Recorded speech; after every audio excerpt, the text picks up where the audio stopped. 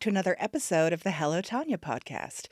This is where I share pocket-sized tips, tricks, tools for your toolbox, things for learning how to love yourself and protect yourself, and just lessons that I've learned from seeing a spiritual healer for the last 3 years. If this is your very first time here, welcome. I recommend starting from the very beginning, episode 1, for a little bit of context of how we got here. We're kind of building each episode, all right? Okay, episode 5. Wow. Episode 5. How are we going?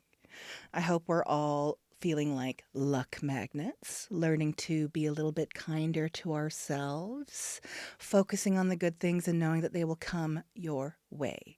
Have you started enjoying your own company more? Have you started speaking to yourself in the mirror with kindness? If you have or haven't tried any of these exercises yet, I'm still glad you're here with me. Thanks for taking the time to have a little peaceful moment, whether it's with your morning coffee, your commute, or while you drift off to sleep. Today, I'll be sharing how Lika, my spiritual healer of 3 years, has taught me how to protect my energy. Oh yeah, we are deep in the woo. This one requires some visualization and a little bit of faith. There are 3 different methods I'm going to talk about today, and they're all pretty similar in function. I found these 2 tools particularly helpful when I was feeling anxious about a social situation or when I'm feeling a little low or nervous. Nowadays, I'll just use these tools when I see my nail clients or when I'm just leaving the house. All right, okay. The very first time Lika told me about this, I was, of course, skeptical. Okay, I'd heard various versions of this, like golden light or using sage or crystals, but this was new for me. She told me, okay, we're going to start with the bottle. Okay, she told me to imagine myself shrunk down, like Honey, I Shrunk the Kid style, and inside a tiny, tiny bottle with the lid. I imagine like a cork on the lid, tightly sealed. She tells me to imagine that the bottle is coated in silver chrome or mirrored so that it reflects any bad energy or vibes or whatever back towards who might be sending them to you. She tells me to imagine myself dancing in the bottle. Okay, Christina Aguilera. She tells me to imagine myself dancing in this tiny little bottle. Somehow this part took it too far for me. like imagining myself in a tiny mirrored bottle was bad enough, but now I gotta be dancing? Anyway, I smirked internally, but I studiously took notes. What I like about a lot of these tools is when there's a real world or physical element, like physically flushing that key that I talked about in episode 2. This time, she tells me to find a tiny bottle and in real life and wrap it in tinfoil to signify the chrome or the mirror-like finish and carry it around with me as a reminder. She calls it jumping into the bottle. You jump in your bottle and dance as you have nothing to worry about because you are protected.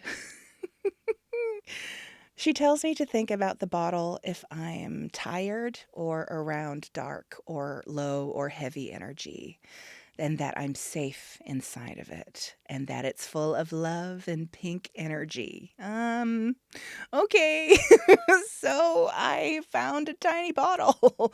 I found a teeny tiny bottle. I dutifully wrapped it in tinfoil. And I took it around with me everywhere I went, making sure it was always nearby. I took it overseas. I kept it in my pocket. I took it everywhere. One time I thought I left it behind in a car and I freaked out, but I found it. But it's funny how it did kind of make me feel safe.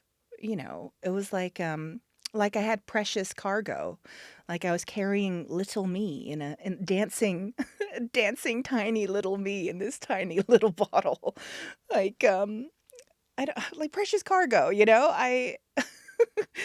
little me in this tiny bottle, knowing that big me was looking after it. I'm not sure if that was the intention, but a welcome side effect, I guess. So that is the bottle. You jump in your bottle, and I try to like tap. I tap the top of my head as if that's like me corking the bottle. I'm like, boom, protected. I'm in my bottle. The bubble concept is pretty similar. Now, it doesn't require going out and blowing bubbles or anything. I guess it's mainly about being intentional and a little bit like Glinda's bubble that she flies around in. Okay, almost exactly like Glinda's bubble. Lika tells me to take a deep breath and exhale like I'm blowing up a balloon, using your hands to hold the outside of it as it gets bigger. With every breath, imagine it filling up with love and protection. And the colors, the colors are a rainbow, iridescent, sparkling. You keep blowing and blowing and blowing until you imagine that you can fit inside of it. Just like Glinda's. Just like Glinda's bubble. You're blowing it as if it is totally encompassing you, filling it. She tells me to imagine myself bouncing around in it, like literally boing, boing, boing, protected from whatever is around me. Now, I would occasionally do a smaller version of this, like say I'm at a social function and I'm alone and I'm going to the bathroom, and I'll just kind of like breathe out and just slowly kind of create a circle around me, almost like a big bubble, or just around my head, and then that's kind of like my little mini version of it. I would imagine that I was like getting bigger and bigger, and then I'd be on my way. So that is the bubble. Again, very similar to the zip. It's just taking that moment to be intentional about protecting your energy and just like filling it up. You're in your bottle, you're in your bubble, and then you're on your way and you're protected. And finally, the last way that Lika has taught me to protect my energy is the zip. So I like this one because it's a little bit sneaky. It involves a physical movement, which is small and quite low key. And it's a great tool when faced with a difficult situation. The zip is kind of like a top up of the bottle or bubble, a physical reminder. It's like zipping your energy up, or being like, nope, no thank you, I don't want anything to do with this. I'm just going to keep my energy with me, and your energy is yours. Thank you very much. Not engaging, not going to be affected. Nope, no thank you. So you take your thumb or forefinger or whatever, and you swipe up your forehead, kind of like between your eyebrows up to your hairline. That's it. And you can be very sneaky with it, just like a little, I'm just brushing my hair away. Just doing a little this, up between your eyebrows, up to your hairline, zip. And I find myself doing this action pretty often because it does look like you're just pushing your hairline, pushing your hair away. And I find it particularly helpful when someone is being just straight up rude to my face, or just being disrespectful or incredibly negative, or, you're just kind of faced with, oh, that's a lot. I'm not going to take it on. I am in my bubble already, but I'm just going to zip, do this movement. And it's a physical reminder that like, what's yours is yours. What's theirs is theirs. I am protected and minding my own business. Thank you very much. I won't let this touch me. Thank you very much. And it can be super subtle. And it's very, very handy when keeping calm in tense situations. It's just a little comforting action and a comforting movement for me.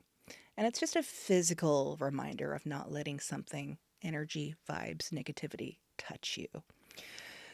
As someone who used to be very hypervigilant, like monitoring vibes and energy of a room, reading faces as I enter a room, feeling overly sensitive to nonverbal cues, or say like a dishwasher being emptied too loudly, and reading that as like taking it personally, or like someone's like must be mad at me because I'm being overly sensitive about something. We won't get into why, but it rhymes with experiencing emotional abuse. These tools have been really, really helpful to me personally. It took the power imbalance away. I stopped monitoring everyone else's energy around me and just, you know, took it back to myself. And, instead of like letting there be a power imbalance of like relying on the unreliable narrator of the roommate, or negative self-talk, or being hypervigilant and being sensitive. You just don't let others' moods or feelings dictate your own. How I feel is my responsibility and only mine and no one else's. A little zip, or having a little look at my tiny bottle, or just making sure it's in my bag or my pocket, was just like a little reminder that I am in charge of my own fate and how I operate the world, no matter how much brainwashing I'd had in the past.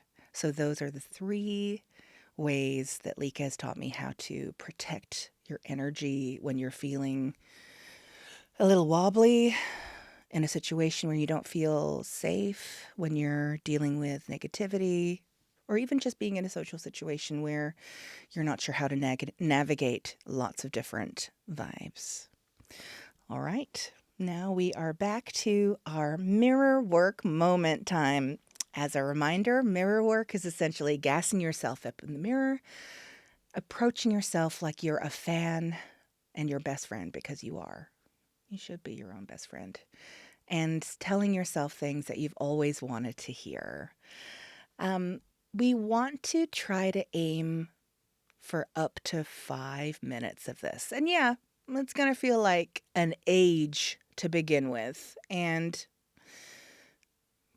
you do get used to it. Like, honestly, you do get used to it. I'll give you an extra mirror work tip today. Why not try it while doing your skincare routine, makeup routine, hair, or after you brush your teeth? Anytime that you are spending in the mirror or the bathroom anyway can be a time where you can do some mirror work. Right? Okay. All right. So let's build on what we've done so far. Hey, okay. I'm going to take my mirror. Here we go. All right. I love you and I'm proud of you. I trust myself, I value myself, and I accept myself. I can do it alone. The universe is always with me. I am ready for miracles. Thank you, universe. And why am I so lucky? This week, I'd like to invite you to also try saying, I am too strong to be broken. I am powerful and protected. Ooh, that's a good one. Ooh, that's a good one. All right. That's us for episode 5. I hope you try bottles, bubbles, and zips. I hope that it makes a bit more sense now. And thank you for being here. I really appreciate it. I've put a lot of love and vulnerability out here, and I'm really proud of the work that I'm doing. And I hope that there's a little tiny nugget that you found helpful in all of this. Thank you. All right. I love you. I love me. And thank you, as always, for spending time with me. Next week, I'll be talking about vitamin N and not taking things personally. What's that? I guess we'll find out. P.S. It's not a supplement. Imagine if this was all...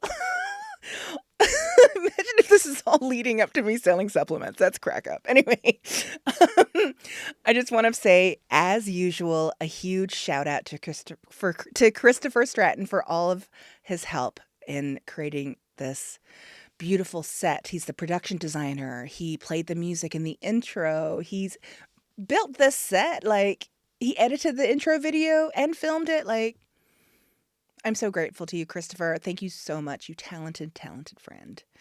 And as always, Thank you to Francis Carter for the dreamy photos for this podcast. All right. That is us for episode 5. I'm going to press the outro button, and I'll see you next week. Bye-bye.